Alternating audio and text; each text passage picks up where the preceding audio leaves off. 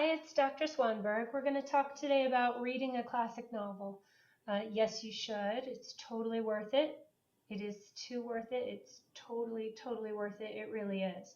A lot of people complain about this component of this reading class and sort of say, oh, why do we have to read this book? It's old. I'm not used to the language.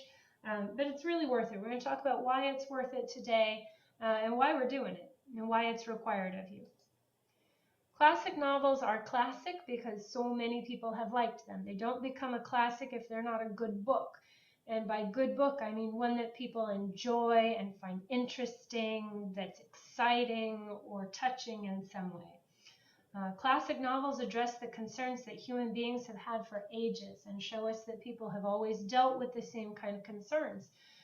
Some of the concerns that the characters have in our novel that we're reading this semester are still controversial issues today. So if you can get past the difficulty of some of the language or the way it's presented, you're going to see that people were worried then about the same things we're worried about now. And that's really kind of interesting.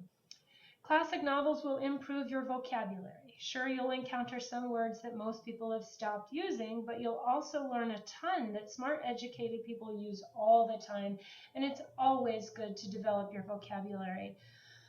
If you can read a classic novel, you can read anything. Reading a classic novel requires the same skills as reading your biology textbook, a manual for car repair, or the instructions for following a medically necessary diet. We're going to go through what those skills are, but the basic thing is asking you to read a classic novel ensures that you can read something difficult, something that might be foreign to you, and you can deal with it and you can get something useful out of it. And that's what we want for you, so we're going to have you practice it. If none of these intellectual reasons work for you, then you can go with obedience. I assigned it and you won't pass the class if you don't read it. So there's always that for a reason. All right, reading and life skills you'll learn by reading this novel. Number one, you're going to learn new words. New words make you a better communicator. It's always a good thing to learn new words. Also, you're going to learn how to learn new words, which will help you read everything else that's hard to read, including the things in your major or your vocation that you really want to learn from. So you might not love this, but the skills that you learn will help you love other things more effectively. You're going to learn to figure out what's going on even when it's not spelled out for you. This is an excellent social skill. Sometimes you walk into a room and you've got to listen for a little while and figure out what's going on. And that's one of the skills you're going to learn in this novel because you don't always know what's going on in the novel and you've got to listen and read and gather evidence and figure it out. You'll learn to remember what you read and apply it to what you're reading now. In other words, oh, wait, I remember this from the beginning of the novel. This now it's coming up again, and I'm glad I remember it because it helps me understand what I'm reading now. So this is really important skill, not just in the novel, but for following instructions or workplace learning. If your boss says, hey, I told you about this last week, you've got to be able to pull that memory forward and use it. And also, you may learn how to do a difficult task even if it bores you. And that's one of the most common life skills ever. I've written here, welcome to any job ever. There's always going to be something that you're asked to do that's hard for you and difficult, and you've got to learn how to do it. So if you don't love reading, well, good practice. All right. Why this novel? I have chosen The Island of Dr. Moreau for us to read. Why? Number one, it's free. It's free on Kindle, it's free on iBooks, it's free on Bartleby.com.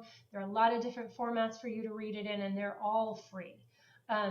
It's shorter and easier than most of the other available free novels. A lot of the other classic novels are much longer and frankly much harder to get through. This one seems hard to you, try reading Crime and Punishment. This one's easier, I promise. I don't think you've already read it. It's not something typically assigned in high schools, but it's really good. So I don't think you've already read it, and I think you'll enjoy reading it. Another reason, there are some really cheesy movie versions of this book that would be really fun for you to watch. And I do encourage you to rent one or stream one. There are a lot of ways that you can stream it for free or for very low cost. I know does Netflix have it? I know iTunes has it that you can rent. And also there are some sites where you can stream it if you want to. Be careful though, don't watch the movie instead of the book because they don't stick to this story very well. But they're really fun to watch because they're so cheesy and weird. The topic is still pertinent to today's scientific experiments. It's not much of a spoiler. I think you can just read this on the back of the book. There's some weird cloning action going on in this book. There's scientific experiments based on cloning that are really weird and interesting. And it talks about stuff that's supposedly science fiction at the time that we can really do today. So it's really crazy stuff and really interesting. Another reason is simply that I like it and I have to read it too, repeatedly. So I've got to pick something I like. So I picked this. I think you can write great papers and do cool projects on this. I see it connecting with a lot of really neat things, and I think we can do some really fun stuff with it. Also, it's a challenge. I wanted to give you a challenge. I wanted to give you a book that was not easy. I could have picked Call of the Wild, but I think it's a little bit boring and a little too easy. I have faith in your ability to deal with this book. Things to know about this book. You will not know what is going on right away. That's not you. That's not your problem. That's true for every reader. The reader is supposed to gather clues and figure things out as they read more and more stuff. So don't get frantic if you don't understand what's going on right away. That's the state that everybody who reads the book is in at the beginning of the book. The narrator has a very overblown way of speaking. He's a bit of a jerk in that way. You just can't say something straight out.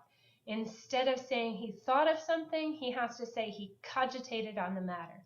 You can roll your eyes at him all you want. He's teaching you a ton of new words, and that's awesome. So, yeah, he's a little obnoxious, but it's okay. We're learning new words. There are a lot of nautical terms, especially at the beginning when he's in a boat. You can learn them all if you want to, but they're not going to be on the quizzes. I want you to know words like cogitate, like in the sentence above, but not words like starboard, mizzen, bowsprit. So if you recognize that it's a nautical term or a term referring to part of a boat, you can just kind of say, okay, part of a boat, and move on. Okay, you can look them up if you want to. It's a good practice. But I'm not going to quiz you on the nautical terms. This book is available for free on iBooks or Kindle, and those apps have built-in dictionaries where you can click on a word and a dictionary option will pop up, and that might save you a lot of headaches. I use mine repeatedly, and I've got a really good vocabulary, so you might want to go ahead and find that, and I will at some point show you a link for the Kindle through a browser. If you don't have an iPad, you can still use the Kindle app through a browser, and it's free. In this book, it's important to read the introduction. So the first thing you're going to see when you go to Bartleby or to the app is that the first part is called Introduction. Sometimes the introduction is not so important. It's written by somebody other than the author, but this one's important. It's written by the author, and it's actually part of the novel. The book's introduction is really the first chapter of the novel, so really seriously you have to read it. The introduction tells us some important things about the narrator, really important things about the narrator. Seriously, you have to read the introduction. Don't skip it. About novels. Every novel has an author. That's the person who wrote the book. In this case, the author is H.G. Wells. Novels are fictions. That means that they are made up stories. That means this didn't really happen. So if you are creeped out by what happened, you can relax knowing that it's not true. Novels have narrators. This is the person or character telling this story. It's not the same person as the author. So the author makes up a person to tell this story. Novels have characters. Sometimes the narrator is also a character and sometimes they're not. In The Island of Dr. Moreau, in our novel, the narrator is one of the characters. And we even learn his name in the introduction. So see if you can find out the name of our narrating character. Novels don't always explain everything that's happening. Many authors like ours like to make their readers figure things out for themselves. It's the same reason that many movies make you feel confused for a little while. You just got to kind of pay attention and be patient and wait for things to figure themselves out. And they really will. I promise you that if you stick with it, at some point you're going to know what's going on. But at the beginning, you're going to be confused. Think about it this way. At the beginning, our narrator is very confused and he doesn't know what's going on. And you're learning the story from his perspective, so you can't be any less confused than the person telling the story. Okay? This is our narrator. We have a first-person narrator. That means that he uses I and me when talking about what happens, and he's a character in the novel. Again, you learn his name in the introduction. We have an unreliable narrator. That means we cannot trust everything he's telling us. In fact, if you read the introduction, seriously, you have to read the introduction, you might not trust anything he has to say. It's entirely possible he's making the whole thing up. Okay, we have a limited narrator. That means that the narrator cannot see and hear everything that's going on, only the things he can actually witness. He also can't understand everything he sees. So that means that we can only see and understand what the narrator sees and understands, which is why we're confused sometimes. Okay? We have a narrator with something to prove. He wants the reader to know he is highly educated. And that may be part of why he uses so many big words. You got to be patient with it and try to figure out what it is that he's got to prove and why. And again, read that introduction. It might give you some insight on that. When you get frustrated, not if you get frustrated. Everybody gets frustrated reading a book that's difficult, and this one is difficult. So when you get frustrated, here's what you do. You make sure you've found good synonyms for the big words and reread out loud using the synonyms instead of the big words. Okay, so if it says petulant, then you might just use rude. Okay, so, and you go back through and read it using rude instead of petulant. Okay, check in with the discussion boards and help each other. There are going to be discussion boards where we talk about what's happening. You give your best guess and other people give their best guess about what's going on. We have a discussion and we figure it out together.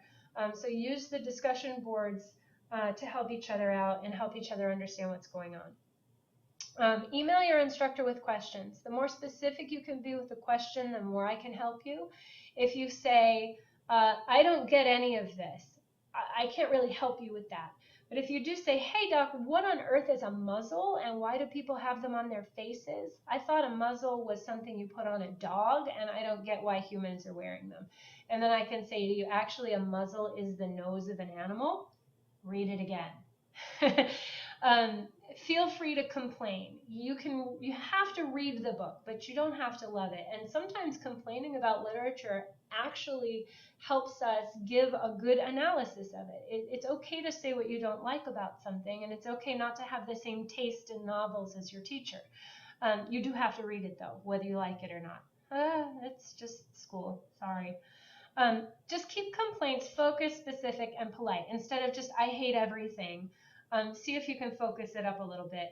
A sample of a legitimate complaint might be in an email where you say, oh my God, the narrator seriously cannot say a sentence without using SAT words. I want to punch him. And to that, I might typically reply, yep, I think everyone wants to punch him. Absolutely, he's a bit of a jerk.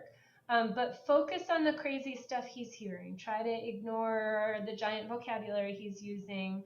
And try to figure out what he's hearing and what on earth is all that howling about that he's talking about. So I can help you refocus if you've got a complaint and say, yeah, that's a legitimate complaint, but try to focus on this and get an answer to this question and help you refocus and get back on track.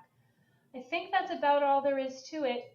You can watch this as many times as you need to. I am going to be asking you some questions on discussion board about what kind of a narrator we have and grading you whether you understand that sort of thing. So do make sure that you've really retained the information from this presentation using your active reading skills that we learned about in the previous lecture. All righty, good luck starting the novel. It's a good one.